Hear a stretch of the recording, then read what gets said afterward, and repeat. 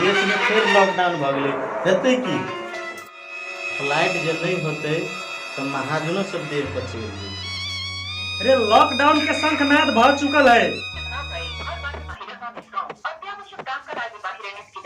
बाप नहीं आलू अखन तक देखी ना कनका खा के आगू।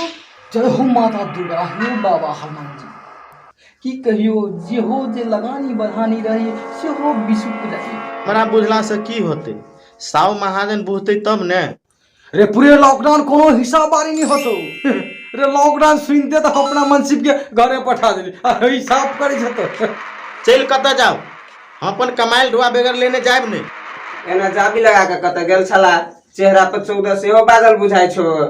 जे कहलकै ते सब में नहिए कहलकै। सार के जने बुझाई छले बाप मर गेल। अच्छा होइए वही जो राम रचिरा था। इनका हिसाब नहीं देला का से?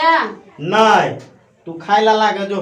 हे भगवान, कहूँ ठेकेदार के पहले फोन कर ले, नहीं तो बापे जी कहने घूम के आवा पड़।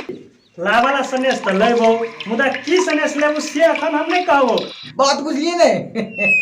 आगे तो जानकारी है सब कुछ। जी जी जी। ए भगवान हमरा बुझाइए ऐ कोरोना में बुझाइए हमरो प्राण अही में चल जाए। की कहो मालिक, बाप बहुत बीमार पड़ गेल है। हमरो बाप बीमार पड़ रहे, कल की से पैसा लगते की कहियो, पैसा के चलते तो हम बाप के छोड़ देली, वो मर गेले।